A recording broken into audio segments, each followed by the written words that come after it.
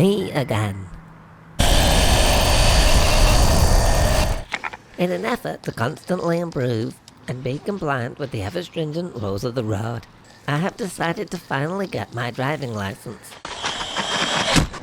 After doing some research online, the consensus seemed to be that getting a driving instructor is the best course of action. Then I saw the prices and decided to come to my own consensus that this is not the best course of action at all. Further reading revealed that if you can't afford an instructor, you can enlist the help of something called a D.A.D, which, I assumed, I'd grown tired of researching online at this point, means driving assistance device.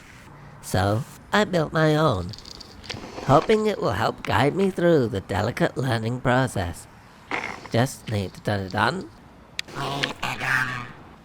Oops, sorry. Seem to have set it to pointless but terrifying red eye mode. There. Let's go. I'm supposed to say that bit.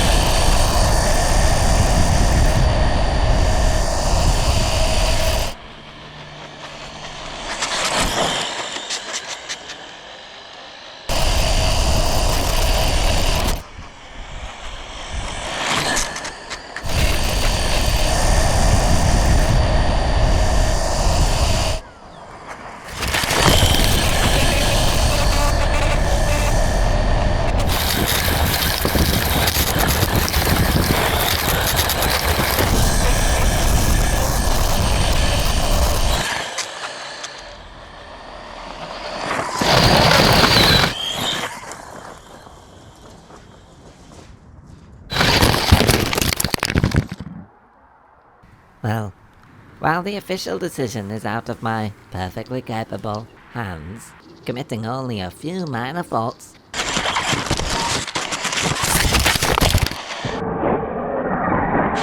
and the car now being devoid of any rail plates,